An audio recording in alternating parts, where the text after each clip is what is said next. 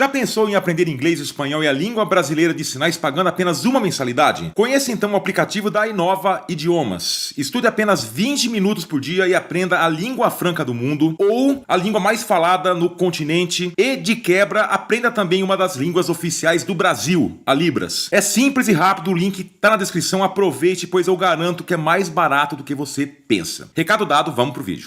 Fala mundo, tudo certo? Eu sou Ronda Bergamasco e seja muito bem-vindo ao canal Mundano. Teclados de computador em outras línguas. Você já parou para pensar como é que funciona isso por aí? Pois é, justamente sobre isso que falaremos hoje, mas antes, roda a vinheta.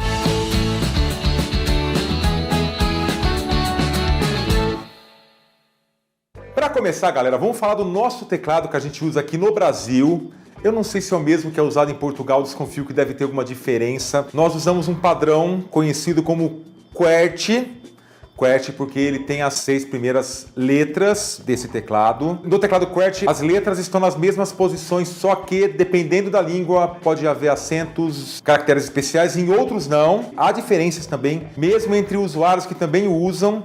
Só que, para o alfabeto latino, nós temos mais 2 padrões, que é o padrão QWERTZ, que é a mesma coisa, são as 6 letras iniciais do teclado, que forma algo parecido com esse som de QWERTZ, que é usado em países de língua alemã e na República Tcheca, ou Tchequia. E também temos o padrão AZERTY, que é o padrão utilizado em países de língua francesa. Então, para o alfabeto latino ou teclado romanizado, temos os padrões QWERTY, que é usado aqui no Brasil, o QWERTZ, que é usado em países de língua alemã e na Tchequia, e também temos o AZERTY, que é o padrão francês. Tá, já falamos do padrão de teclado que usamos aqui no Brasil. Vamos aí passear por outros alfabetos. Se você já parou para pensar como é que será que é o teclado com o alfabeto cirílico? Pois bem, gente, o alfabeto cirílico ele é utilizado em países como a Rússia, a Ucrânia, a Mongólia, a Bulgária, também é usado na Sérvia junto com o alfabeto latino, Belarus, entre outros. E ele também pode ter variações dependendo do país, porque esses países também eles podem possuir outros caracteres ou não possuir caracteres de uma outra língua que usa o cirílico. Pois bem, eu vou me basear aqui no alfabeto russo, tá, gente? Que é a versão do cirílico mais difundido, que tem 33 letras. E lembrando que no português são 26 letras. Ele possui 2 padrões. Eu vou tentar falar aqui. Tá aí, gente, em cirílico é isso. Isso vai soar mais ou menos como Itsuken. E um outro padrão que eu vou colocar também em cirílico aí, e transliterado, que deve soar mais ou menos como Yasherty e Yaverty. O primeiro ele é voltado para falantes mais avançados do russo. E o segundo ele foi criado a partir da junção da fonética russa com a fonética espanhola. Cada letra desse teclado ele tem um correspondente no alfabeto latino em relação à língua espanhola. É óbvio que há letras no cirílico que não tem correspondente no alfabeto latino, então aí no caso não tem um correspondente, mas a maioria sim. A maioria tem letras com som correspondentes na fonética do espanhol. E é possível a gente encontrar muito facilmente na internet aí adesivos para você colar no seu teclado, para você transformar, digamos assim, o seu teclado em alfabeto cirílico. Esses adesivos, eles contêm aí, geralmente, a letra no alfabeto latino do teclado romanizado e lembrando que, logicamente, você tem que configurar o seu aparelho para receber uma entrada nessa língua que usa o alfabeto cirílico. Tá aí, gente, para vocês saberem um pouquinho mais aí como é o teclado no alfabeto cirílico. E agora o teclado árabe. O teclado árabe, diferente do cirílico, que, como a gente disse, o cirílico tem 2 principais padrões. O árabe não, tá, gente? Ele varia muito de um país para o outro. Um teclado no padrão do árabe iraquiano, por exemplo, é bem diferente do teclado saudita. A disposição das teclas pode ser diferente, só que todo teclado árabe ele é preparado para receber caracteres romanos, logicamente, porque boa parte da internet usa esses caracteres, tá, gente? Para você digitar uma URL lá, www. Alguma coisa, é no alfabeto romano, então por isso ele tem essa capacidade também. E nesse caso, as letras latinas do teclado árabe, geralmente elas estão dispostas no teclado tipo QWERTY, como o nosso aqui do Brasil. Só que no norte da África e boa parte do centro da África fala também francês, tá? Muitos desses países falam árabe, mas também tem falantes de francês ou foram colônias francesas. Nesse caso, o teclado romanizado integrado não é padrão QWERTY, sim padrão AZERTY, que, como a gente disse no começo, é o padrão usado em países de língua francesa. E assim como o cirílico, você também encontra na internet facilmente aí adesivos para você colar no seu teclado romanizado aí com caracteres árabes e, mais uma vez, óbvio que o seu software, o seu sistema operacional, ele também tem que estar configurado para receber esse teclado, receber as entradas desse teclado no árabe, tá, gente? E vamos lembrar outra coisa importantíssima, no árabe a escrita é da direita para a esquerda e não da esquerda para a direita como no português, então quando você digita, ela também vai ser digitada nesse sentido, tá, gente? E no árabe também não há letras maiúsculas. E por curiosidade, a escrita árabe tem 28 caracteres. Então, tá aí, você já sabe então um pouquinho aí sobre o teclado em árabe. Então vamos lá, gente. Agora você já parou para pensar como é que funciona um teclado em coreano? Lembrando que o coreano ele usa uma escrita que é conhecida como Hangul, ou escrita coreana, que é a mesma coisa. É uma escrita que tem 24 letras puras. Eu vou usar aspas, daqui a pouco explico o que são essas letras puras. No total são 14 consoantes e 10 vogais. Porém, vamos lá agora. A gente já falou sobre isso naquele vídeo 10 fatos sobre a língua coreana, mas vamos retomar. O coreano ele é um silabário.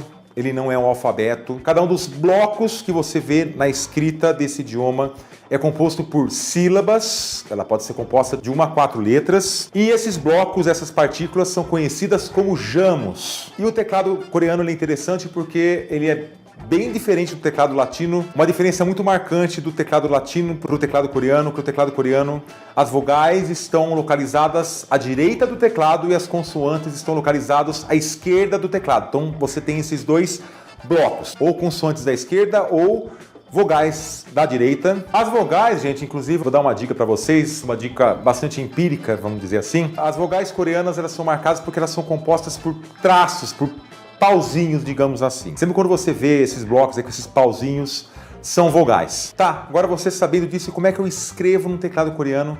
É simples, gente, como eu disse, cada jamo ele é formado por várias letras.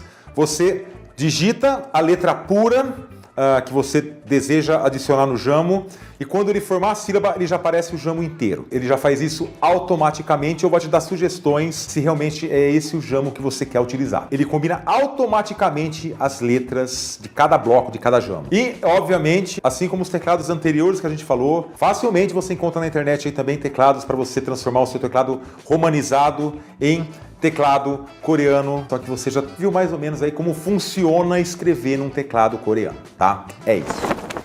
E aí? Tá gostando do vídeo? Então, rapidinho, desce aí e deixa o gostei para esse vídeo. Fala pro YouTube que esse vídeo é legal e deve ser distribuído mais. E se você não fez isso ainda, por favor, inscreva-se no canal e ative o sininho para você receber notificações de novos vídeos e também recomende o canal Mundano para os seus amigos. Já fez isso? Vamos continuar o vídeo. E agora um dos teclados que eu tenho certeza que as pessoas têm bastante curiosidade de saber como funciona, tenho certeza que já estão esperando desde o começo desse vídeo, que é o teclado japonês. O japonês ele pode ser escrito utilizando 3 escritas, o katakana e o hiragana, que são silabários, assim como o coreano. E você tem o kanji, que é uma escrita bastante antiga que vem do chinês, só que o kanji ele é um logograma. Um logograma seria uma sílaba que pode representar uma palavra inteira, um conceito inteiro. É bem diferente da escrita ocidental aqui. O hiragana e o katakana, eles possuem cerca de 43 caracteres e eles representam sons. O kanji, o som ele tem que ser decorado. Mais uma coisa interessante, calcula-se que haja mais de 40 mil kanjis na língua japonesa. E para você ser considerado alfabetizado nessa escrita, você deve saber pelo menos 2.000 caracteres. E os kanjis, geralmente, eles se limitam a substantivos, a adjetivos e outras palavras que carregam aí uma ideia central. E lembrando que essas escritas, elas são escritas simultâneas, tá, gente? Todas juntas, ao mesmo tempo. Daí você me pergunta, Randall, mas se eu quero escrever um kanji, existe um teclado em japonês com mais de 40 mil teclas? Não, gente, é diferente a coisa. A escrita mais utilizada no teclado japonês é o hiragana, pela facilidade de você representar sons. E quando o usuário ele quer escrever um kanji, ele representa o som desse kanji em hiragana. Eu vou dar um exemplo aqui, gente, para ficar mais fácil de você entender. A palavra água em japonês, que é miju, eu desconfio que a pronúncia seja mais ou menos essa. Em hiragana você representa com 2 caracteres, 2 sílabas. Quando você insere essas 2 sílabas, automaticamente o sistema já vai te mostrar esse símbolo que você está vendo aí, que é o kanji para água. Automaticamente o computador faz isso para você. Então acho que deu para entender mais ou menos como funciona o teclado japonês.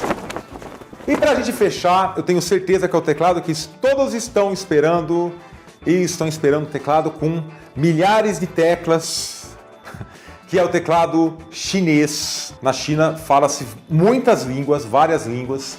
Então, para esse vídeo falaremos aqui sobre o teclado do mandarim padrão, que é a língua oficial do país, que é a língua falada em Pequim, inclusive. A escrita chinesa, ou Hanzi, é justamente de onde veio o kanji japonês, ou seja, ela é composta apenas por logogramas, ou seja, cada símbolo representa uma palavra, um conceito inteiro. Há mais ou menos 50 mil caracteres Hanzi, é letra pra caramba. E no sistema educacional chinês e na mídia são usados cerca de 3 mil. Tá, mas você já está se perguntando, Randall, como é que eu vou conseguir escrever numa língua com tantos caracteres? Gente, há duas maneiras de você fazer isso, dois métodos. O primeiro método, que é chamado de método kanji, as teclas elas recebem um símbolo chamado radical. São 24 radicais, e a partir deles, ou combinação deles, é possível formar praticamente todos os logogramas Hanzi. E para você unir esses caracteres é só você clicar as teclas ao mesmo tempo. E tem um outro método que é o Hanyu Pinyin. Ele é a adaptação da escrita chinesa usando caracteres latinos, e ela é baseada em sons. Então o usuário ele tem que conhecer o Pinyin. Pinyin ele é um sistema de transliteração, ou seja, é você tirar de uma escrita e passar para outra. E para você escrever, você escreve o caractere de acordo com o som, de acordo com a fonética desse sistema de transliteração, tá, gente? O Pinyin ele é oficial na China desde 1951 e também é muito comum você encontrar caracteres romanos junto aí com caracteres chineses. O problema desse sistema é que há estudiosos mais conservadores da China que afirmam que no futuro pode acontecer de boa parte dos chineses esquecer da escrita tradicional por, na verdade, utilizar aí o sistema Pinyin, que utiliza o alfabeto latino para fazer a transliteração. Então eles preveem isso no futuro aí, a extinção dos logogramas Hanzi e sua substituição por caracteres latinos. Não sei se isso vai acontecer, mas tá aí para vocês como os chineses usam um teclado de computador ou de celular. E chega ao fim mais um vídeo do Mundano. Eu gostaria muito de agradecer se você chegou até aqui. Mais uma vez eu peço, siga a gente em nossas redes sociais, Facebook, Twitter e Instagram. E o botão valeu, se você quiser deixar uma contribuição pra gente, tá aí embaixo. Doe se você quiser e quanto você quiser. E a gente se vê na próxima semana em mais um vídeo do canal Mundano. Lembrando, toda quinta-feira às 11 horas da manhã. Um forte abraço a todos, gente. Muito obrigado, até mais. Tchau.